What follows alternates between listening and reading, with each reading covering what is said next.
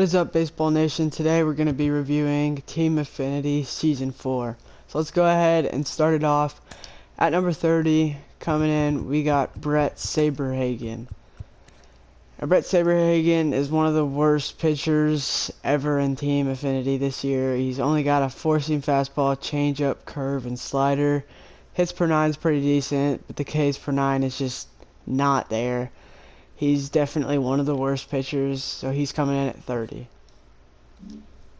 Coming in at 29, we're going to head over to the AL East and have another pitcher, and this time it's going to be David Price. He's got an okay pitch mix, but the hits per 9 and the Ks per 9 is also just not good at all. Doesn't have the sinker. His fastball velo gets up there, but I really don't see him being a good pitcher, especially on the higher difficulties. Coming in at 28, we're gonna stay in the AL East. We're gonna go with a first baseman in John Olarude. Now he's got decent stats. He's definitely a contact hitter. He's got good vision, but I mean his speed not there. His fielding is okay, but there's just too many first basemen in the game, and with those power numbers, he's not really going to be good at all in this year's game. So coming in at number 27, we're going to head over to the NL West, and we got Duke Snyder of the Dodgers. Now Duke is a center fielder who can play any outfield positions. He's got really good stats against righties, decent vision, but his contact and power against lefties is horrible, and his fielding and speed is pretty irrelevant. So I'm going to have Duke Snyder coming in at number 27. Number 26, we're going to go ahead and head over to the NL East, and we're going to grab the Braves Team Affinity 4 guy, Eddie Matthews.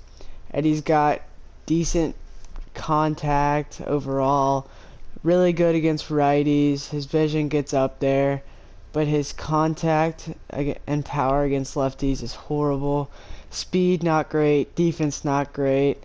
Really doesn't do anything off the charts, especially with all the third basemen and 1Bs in the game. So we're gonna have him at 26.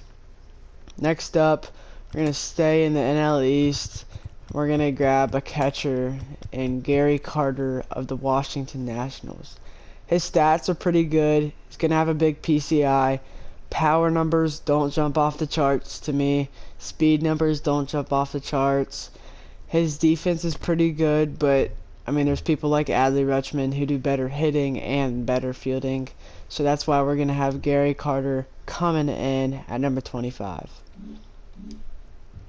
Coming in at number 24, we're going to have Hal Newhouser. And Hal really doesn't have... He's got some good stuff, but Hal isn't a pitcher that's really gonna like mix you up and get you on your back foot. I mean, he's got decent hits per 9 and decent Ks per 9, but I mean, he's another lefty pitcher. His fastball gets up there. Let's see if he has outlier. He does not have outlier, so that's definitely going to hurt him. His sinker's pretty gross, or he does not have a sinker. Okay. So he's got a sinking fastball instead. His breaking ball is pretty good.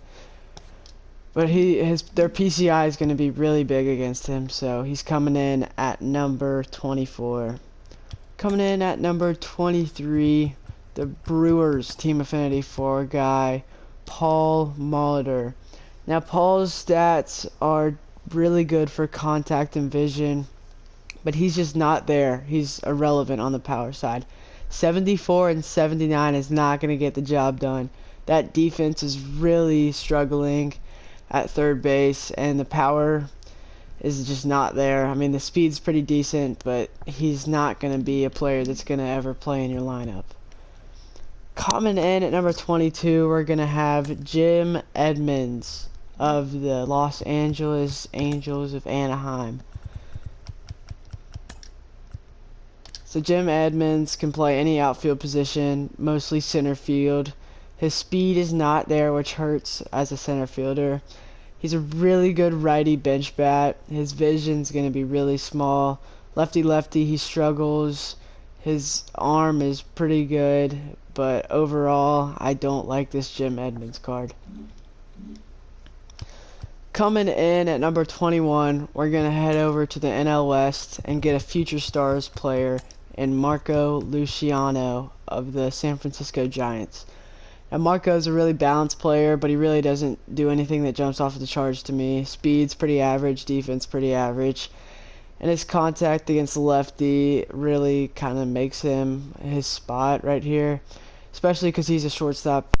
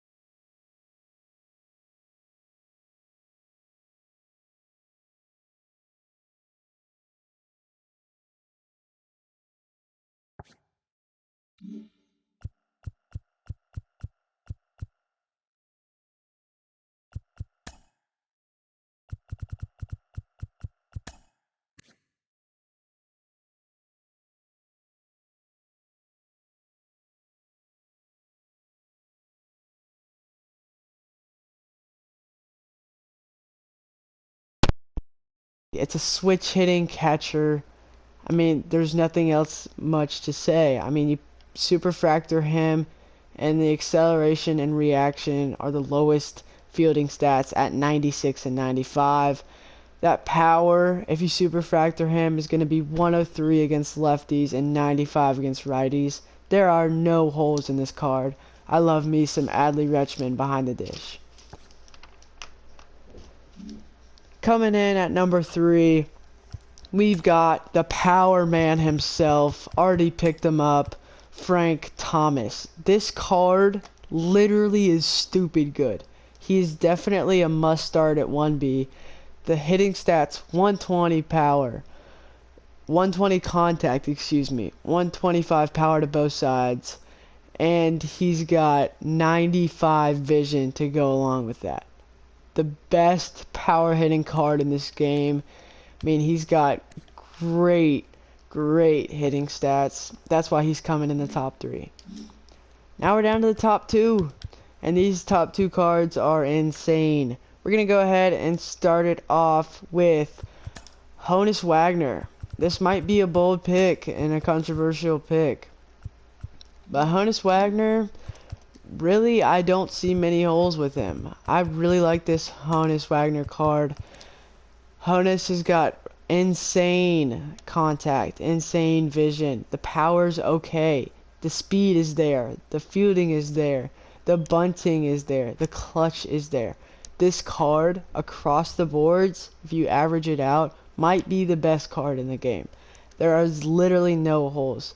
His worst overall stat is a 79. That is how good this card is. I love this Honus Wagner card. That's why he deserves a number 2 pick. And with the number 1 Team Affinity card in the game, nobody better than Mickey Mantle. 120, 125, 125, 111. I mean, this dude is sick. The speed is there too. Get it up to 97 if you superfractor it. The arm can get maxed out at 99 if you superfractor it. There is no better card in this Team Affinity than Mickey Mantle. I mean, if you disagree with me, I don't see your point. He's absolutely disgusting. Definitely starting in the outfield for me. Thank you guys so much for watching. We'll see you guys next time.